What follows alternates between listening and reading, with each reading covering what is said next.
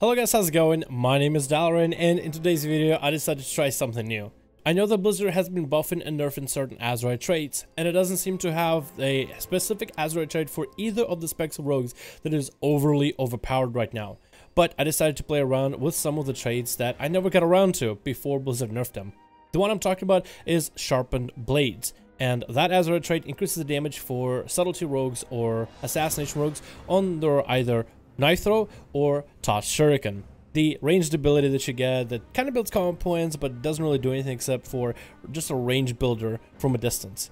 Now, this ability on auto attacks will increase the damage of that throw ability with every single auto attack stacking up to 30. And I was able to get my hands on 2 stacks of that Azerite trait.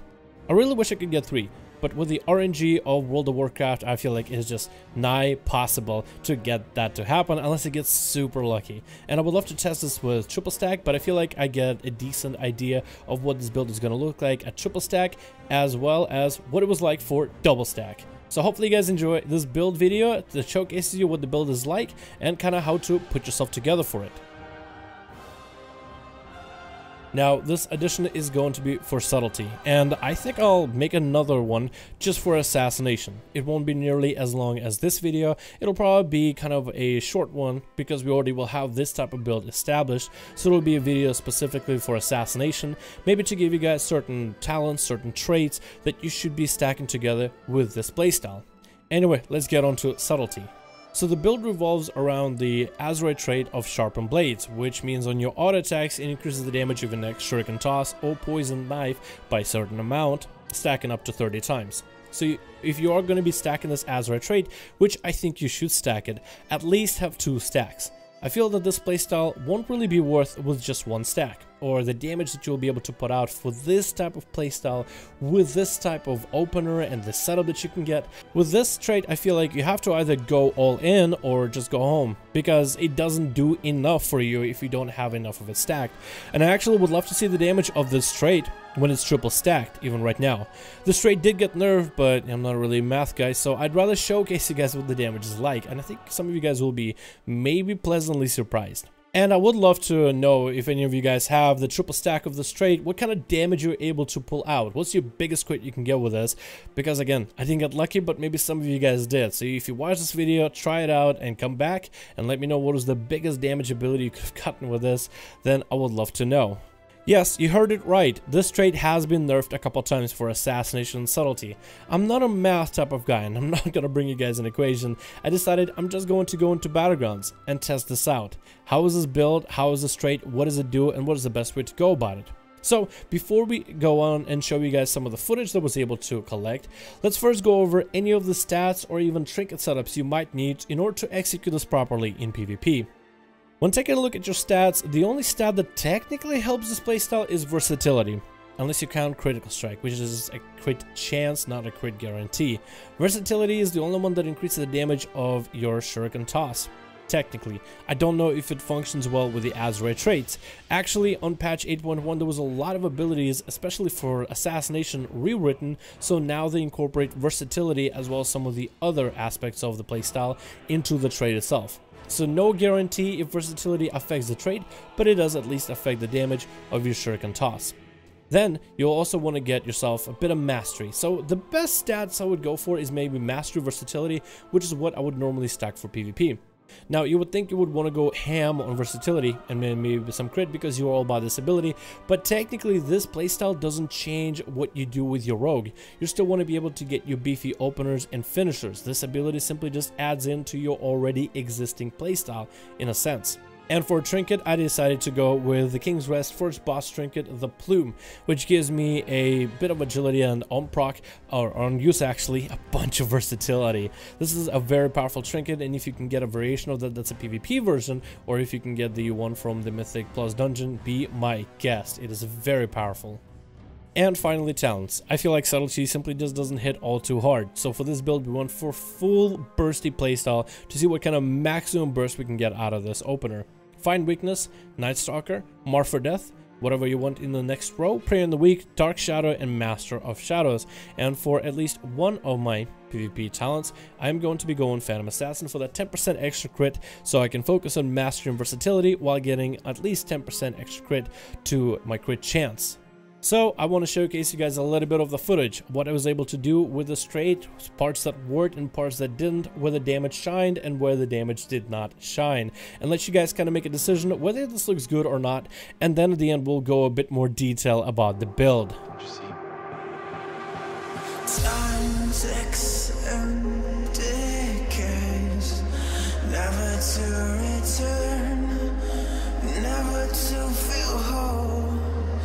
Isn't it so easy to lose yourself in time, to draw a finish line, to give yourself to one beyond what's good and bad? It kills me not to know.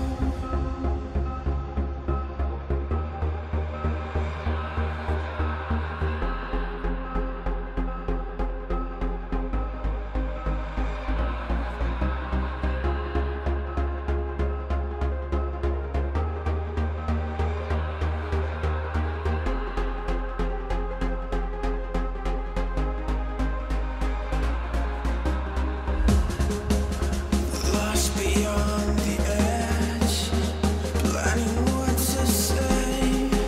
It kills me not to know, but yet I carry on, letting go of safety, holding on to fear.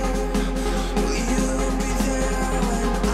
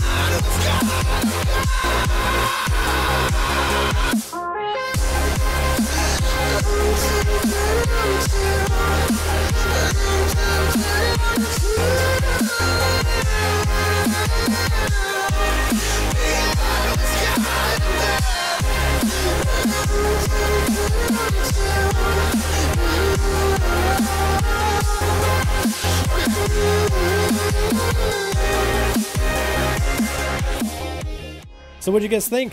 I mean, those were the best and the worst clips that I could throw at you. I don't want to sway you guys' opinions. I just kind of want you guys to take a look, observe, and decide for yourselves. What do you want to do with this playstyle? Does it seem like something that piques your interest, or is it just kind of lame and doesn't actually do what you want it to do? Anyway, let's talk a bit about this playstyle. I'll be frank here, and I'll be honest, and I'll even be a little brutal. At first, I looked at it and I was like, I hate it. I hate the slow ramp up for Subtlety Rogues. That's not what Subtlety Rogue is all about. But after taking a little bit of time to simmer on the idea, think about it a bit more, it's actually not that bad. So what this does is, it doesn't really play into your playstyle of Subtlety, which has always been a spec specializing in opener, big burst, big ham, wombo combo in the start of the game. So you're not going to be able to do the most amount of damage at the very beginning, which kind of sucks, but nothing you can really do about it. Where this playstyle does affect you is on the upchuck after your opener. So like for example, at the beginning in your opener, you're gonna want to set up and maybe get some cooldowns out of the enemy. So you don't want to maybe use all of your cooldowns. You don't want to show you all your mashed potatoes and meats. You want to kind of just introduce a little bit of veggies at the beginning just to fool the enemy, and then give them the big meat at the very end. So in the opener, you don't want to pop big cooldowns. No Shadow Blades, no Trinkets, none of that.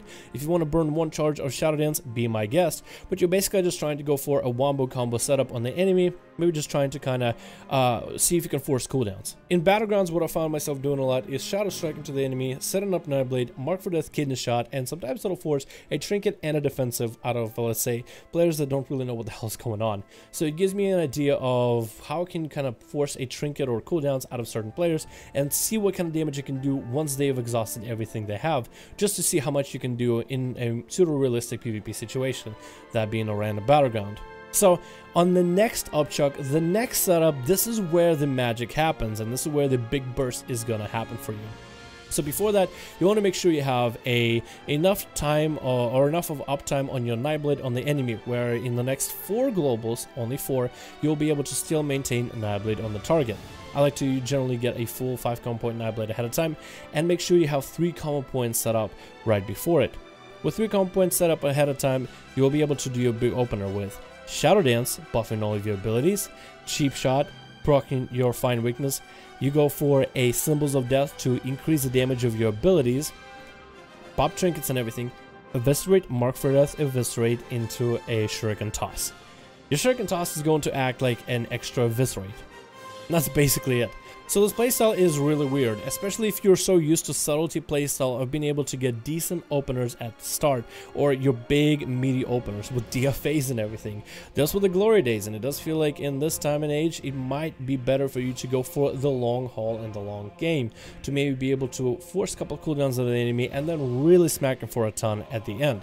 I feel like currently Subtlety simply just doesn't deal nearly as much damage as it should, and I feel like the spec is simply just going to scale better at a later time. So with the spec not being able to do that much damage right now, maybe in a patch or a season or 2 for PvP, it might be able to see better damage with better gear out of it, but right now where it's at, the only thing you really have is burst. You don't really have decent sustain, and even building for sustain is kind of difficult because you don't really get nearly as much value as some of the other classes with their sustain builds. Like Assassination and Outlaw are much better in sustain than Subtlety, and with Subtlety I feel like it's just not even worth trying or not even worth running. So then the burst is like the only thing you really have. So being able to combine an extra Shuriken throw or Shuriken toss that is going to be basically a ranged Eviscerate at the end of 2 already pumped Eviscerates that are beefed up with Trinkets, Shadow Dance, everything, and if all 3 of those abilities crit, you can actually get some almost one-shot type of damage for Subtlety. And for Subtlety Rogues, you'll need just a moment, just a one-shot, just an opportunity. And it's kind of exciting to be able to execute it together. It makes you feel like, oh, I got a big setup. And it's like a bunch of different abilities that function together. And that's what really the big setup ends up coming down to be. Honestly, I thought it was actually a really cool playstyle, and at first I was like, it sucks, but then after giving it a go or a couple times, I thought it was very unique, I thought it was very interesting, and I kind of like the creativity behind it. While this trait is not some kind of crazy brand new playstyle that you guys might have never ever seen before, it does offer something unique and interesting to Subtlety Rogues, especially in a position where they're at right now in terms of PvP in World of Warcraft. And I feel like it gives you a little bit extra oomph during your burst, which I think can be kind of fun to set up. It does definitely make you a little bit more patient as a player and forces you to be a little bit more patient, which can sometimes suck because as Subtlety you kind of just want to go. So to have to slow down and save your cooldowns for later until you can get a better opportunity, it's a little weird. But I do like it. I think it's really cool. It's a very cool playstyle, very unique playstyle, and that's my favorite part about it. And yeah, let me know your thoughts in the comments below. What are your thoughts on the throw playstyle? I do want to make a video with Assassination, maybe not nearly as long, because I wanted to get into the details of this playstyle, explain you what makes it work and what it does, and so you can understand, if you want to try it for yourselves, how you should play it. You're not going to expect yourself to do big damage in the opener. That is the last thing you're gonna see out of your character. So let me know your thoughts, guys, in the comments below. Do you think this playstyle is worth trying? And if you're someone who has any stacks of sharpened blades, if you have even 2 stacks, I feel like you should give it a couple goes in Battlegrounds. And again, of course, watch out for later setup damage after forcing trinkets out of enemies. You're not going to be able to get some big damage in the opener, but if you're patient, you might be able to almost one-shot somebody, and I do mean almost one-shot. Subtlety really needs a little bit help in terms of damage. Thank you guys so much for watching. Hope you enjoyed. Let me know your thoughts in the comments below, and of course, I'll see all of you guys in another video.